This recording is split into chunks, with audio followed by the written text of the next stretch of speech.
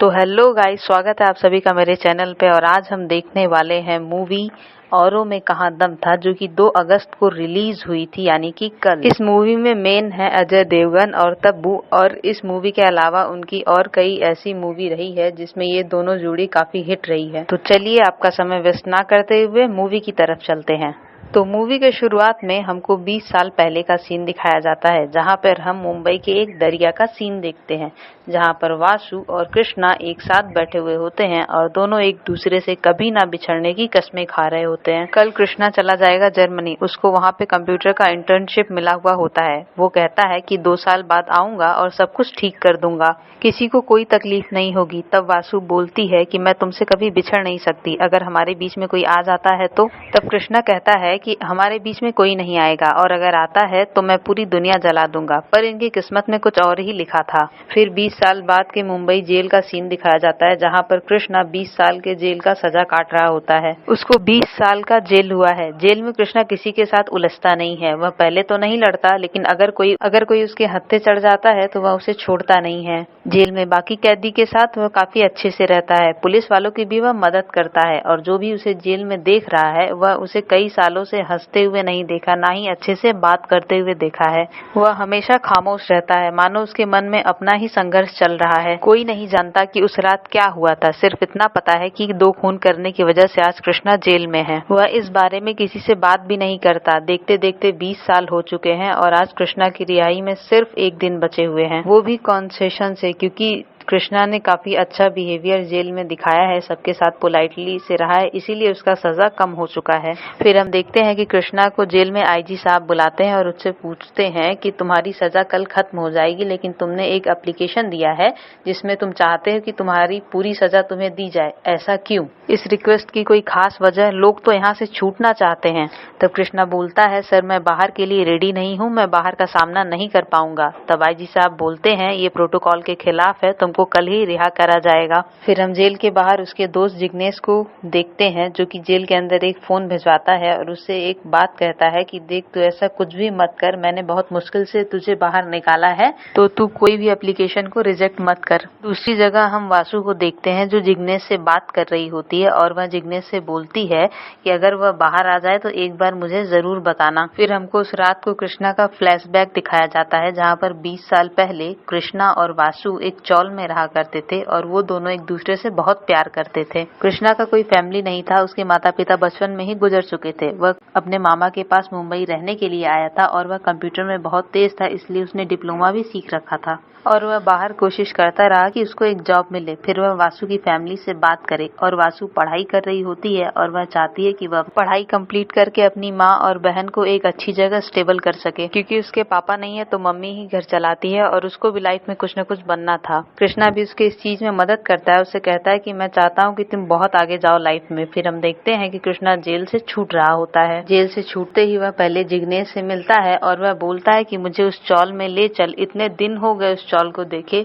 न जाने आज कैसा होगा, मुझे एक बार देखना है। जिग्नेश कुछ जुगाड़ लगा के उसको स्टॉल में लेकर चला जाता है, और वो वासु को भी बता देता है कि कृष्णा जेल से छूट चुका है। अब वासु की जिंदगी में कोई और है, उसकी शादी भी हो चुकी है, और कृष्णा के लिए उसकी तड़प देख के आप लोग समझ पा रहे होंगे कि उनकी जिंदगी में क्या कुछ हुआ है। उन्होंने बहुत कुछ सहा है। कृष्णा फिर उस चौल में जाता है और धीरे धीरे मानो उसे पुराने दिनों की याद आ रही होती है, कैसे वो लोग होली खेलते हैं, कैसे वो लोग त्योहार में मिला करते थे, कैसे वो लोग एक साथ रहा करते थे। कृष्णा मानो उस दर्द से उभरा नहीं था। 20 साल बहुत होते हैं। कृष्णा जब जेल गया था तब वह कॉलेज में था, उस एज का ही था वो। फिर हम देखते हैं कि वासु उससे मिलने के लिए आती है, लेकिन कृष्णा ने कभी एक्सपेक्ट नहीं किया था, क्योंकि उसे लगा कि वासु उसे भूल चुकी है, अब वह कभी नहीं आएगी। पर वासु आई, वही तड़प और वही दर्द के साथ वो दोनों एक दूसरे के साथ मिलते हैं और गाड़ी में बैठकर वही मुंबई दरिया के पास चले जाते हैं और बातें करते हैं, जहाँ पर वासु बोलती है कि मैंने तुम्हें हर दिन याद किया, कोई भी ऐसा दिन नहीं था जब मैंने तुम्हें याद नहीं किया हो। जहाँ पर कृष्णा मुस्कुराता है और कहता है, मेरी जिंदगी में तुम्हारे यादों के अलावा और कुछ भी नहीं है, तो मुझे तुम्हें याद करने की जरूरत नहीं है, जो भी है तुम ही हो। दूसरी जगह हम देखते हैं कि जिग्नेश को कृष्णा ने बोल कर रखा था कि वह दुबई चला जाएगा, जिसके लिए वह किसी से मदद भी मांगता है।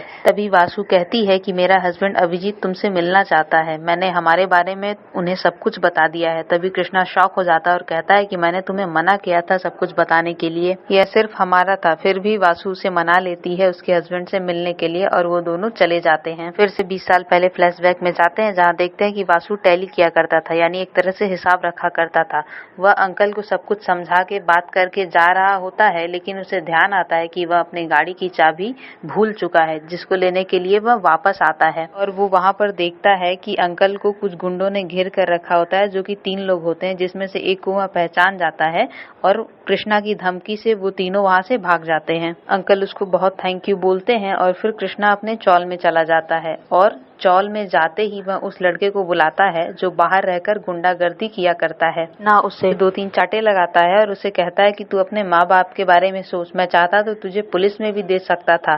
फिर उन दोनों में थोड़ी बहस हो जाती है और चौल के सारे लोग भी देख रहे होते हैं। फिर प्रेजेंट डे में हम देखते हैं कि कृष्णा और वासु अभिजीत के घर पहुँचते हैं और फिर अभिजीत और कृष्णा बातें कर रहे होते हैं। फिर वासु को फैक्ट्री में कुछ काम आ जाता है तो वहाँ से चली जाती है। अभिजीत बहुत ही नॉर्मल था। पहले तो वह कृष्णा को बहुत थैंक यू बोलता है उसने जो कुछ भी वासु के लिए किया, जिसके लिए वह बहुत शुक्रगुजार है। वह कहता है कि आज तुम नहीं होते तो हम और वासु साथ नहीं होते। उस दिन वासु ने मुझे पूरा कहानी बताया था कि उस रात क्या हुआ था, लेकिन मैं तुम्हारे मुंह से सुनना चाहता हूँ। पहले तो कृष्णा बहुत हिचकिचाता है, लेकिन वह अभिजीत के इंसिस्ट करने के बाद बताने लगता है कि उस रात क्या हुआ था। उस दिन सुबह मुझे मेरी कंपनी से जर्मनी के लिए सेलेक्ट किया गया था और मैं बहुत ही खुश था। मैं वासु से मिलना चाहता था और मिलकर अपनी सारी बातें बताना चाहता। फिर मैं उससे मिला और सारा दिन हम घूमे। हमने ये डिसाइड किया कि हम लाइफ में क्या क्या करेंगे और कैसे करेंगे। उसके बाद घूमने के बाद हम लोग जब चौल में वापस जाते हैं तो वो बोलती है कि मेरे अंदर जाने के 5 मिनट बाद तो माना, ताकि माँ को पता ना चले। मैं तुमको सबके सामने अच्छे से इंट्रोड्यूस कराना चाहती हूँ, ऐसे नहीं। तो मैं वहीं पे वासु को छोड़कर चला जाता हूँ और हमने आखिरी बार गुड बाय किया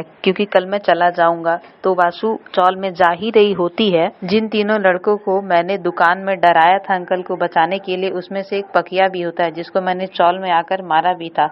उसी ने वासु को मुझसे बदला लेने के लिए किडनैप कर लिया और एक चावल की फैक्ट्री में लेके चला जाता है उसके साथ गलत करने के लिए। वहाँ पर उसके 2 दोस्त भी होते हैं। वासु ने आखिरी बार मुझे चीख लगाया और मैं चीख सुन के फैक्ट्री के अंदर भी गया और वहाँ जो कुछ भी हुआ मैं देखते ही आग बबूला हो गया। वासु को उन्होंने बहुत मारा था। मैं वासु को वहाँ से छुड़ा लेता हूँ और उन तीनों को बहुत मारता हूँ और 2 को तो जान से ही मार डालता हूँ, पर पकिया वहाँ से भाग जाता है। फिर मैं वासु को बोलता हूँ कि तुम यहाँ से चले जाओ, तुम्हारी फैमिली है, तुम्हारा फादर नहीं, तुम्हें अपनी फैमिली को सपोर्ट करना है। मेरे तो आगे कोई भी नहीं है। मैं कुछ दिन बाद बाहर चला आऊंगा जेल से। तुम अगर जेल में गई तो मैं जीते जी मर जाऊंगा। वासु तब बहुत रोती है और वह जबरदस्ती वासु को वहाँ से भेज देता है। फिर मैं उन दोनों लड़के के बॉडी को लेकर बाहर चलाता हूँ। पुलिस मुझे अरेस्ट कर लेती है और मुझे 20 साल की सजा हो जाती है। इतना ही था, पर अभी भी पकिया जिंदा था, इसीलिए मैंने वासु से वादा लिया कि तुम शहर छोड़कर चले जाओगे और शादी कर लोगे, एक अच्छी जिंदगी बिताओगे। तुम्हारा लाइफ बसा हुआ देख के मैं भी इधर खुश रहूंगा, नहीं तो मैं भी मर जाऊंगा। और वासु मेरी किसी बात को टालती नहीं है और आज जब पूरा प्रॉब्लम सॉल्व हो गया तो मैं खुश हूँ और अब मैं दुबई जा रहा हूँ। तब अभिजीत कहता है कि पकिया तो अभी भी बाहर है। तब कृष्णा मुस्कुराते हुए से कहता है कि एक बार बहुत बड़े गैंगस्टर को मारने के लिए कुछ गुंडे जेल में आए थे, तब मैंने वहाँ पर पकिया को भी उस गुंडों में देखा था और तब मैंने उस गैंगस्टर से कहा था कि तुम्हारे प्रोटेक्शन की जिम्मेदारी मैं लेता हूँ और यह तुम पर मेरा उधार रहेगा, और उसी लड़ाई में मैं पकिया को भी मार डालता हूँ, जिसके बाद मैं जेल से बाहर आ जाता हूँ। तभी जिग्नेश कृष्णा को फोन करता है और कहता है कि हमारे जाने का टाइम हो चुका है। उसके बाद वासु भी वहाँ पर आ चुकी होती है। अभिषेक कृष्णा से कहता है कि मैं तो बहुत चिंता में था कि तुम लौट चुके हो तो अब वासु क्या करेगी, लेकिन तुमने मेरा काम खुद ही कर दिया, तुम अब दुबई जा रहे हो। कृष्णा मुस्कुराता है और बोलता है कि अभिजीत का दूसरा मीनिंग कृष्णा ही होता है और मैं ये देखकर खुश हूँ कि वासु सही हाथों में है। फिर हम देखते हैं कि वासु जाते टाइम कृष्णा से पूछती है कि अभिजीत ने तुमसे क्या पूछा, यही ना कि उस दिन रात में क्या हुआ था। कृष्णा कहता है कि मैंने उतना ही जवाब दिया जितना कि तुमने उसे बता रखा है, ये हमारे बीच का सीक्रेट है और हम में से इसे कोई रिवील नहीं करेगा। वासु कृष्णा से माफी मांगती है, मुझे माफ कर दो। कृष्णा तब बोलता है कि मेरे आगे पीछे कोई नहीं था, सिर्फ तुम्हारे सिवा। आज तुम खुश हो, उस मुकाम पे हो तो मुझे खुशी है। हमारे लिए मिलना इतना ही लिखा था, हो सकता है हम अगले जन्म मिले। फिर कृष्णा गाड़ी में बैठ के दुबई के लिए निकल जाता है और वासु अभिजीत के पास जाती है। तब अभिजीत बोलता है कि उसने आज भी मुझे सच नहीं बताया। तुम दोनों ने मुझसे कुछ छुपाया है, आज ये खेल खत्म करते हैं, मुझे सच जानना है। फिर वासु रोती है और सब कुछ सच सच बताने लगती है। रात में उस दिन सब कुछ एग्जैक्ट सेम ही हुआ था, लेकिन वो दोनों खून कृष्णा के हाथ से नहीं बल्कि वासु के हाथ से हुआ था।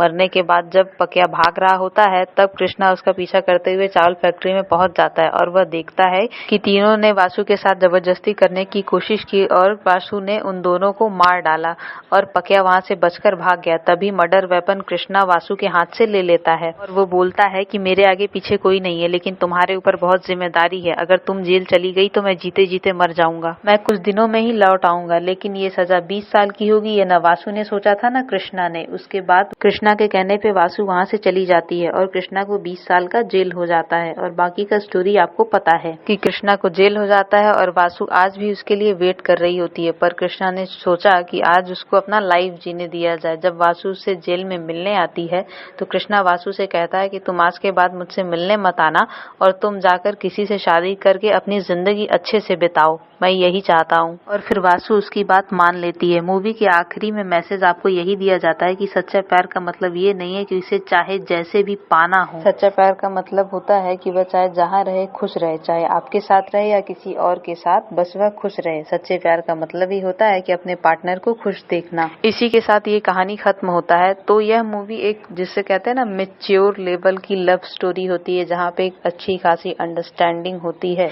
ये आजकल के बैड न्यूज जैसी मूवी के लव स्टोरी से तो काफी अच्छी है। अगर आप इसकी मूवी देखेंगे तो आपको थोड़ी लेंदी लगेगी, लेकिन स्टोरी में आपको काफी अच्छा लगेगा, जैसा कि आपने अभी सुना है। मैंने और कई सारी अच्छी मूवी का एक्सप्लेनेशन वीडियो बना रखा है, जिसका लिंक डिस्क्रिप्शन में है, तो एक बार वो सब भी जरूर देखें, आपको बिल्कुल जरूर पसंद आएगा। ये वीडियो देखने के लिए आपका बहुत बहुत बहुत थैंक यू।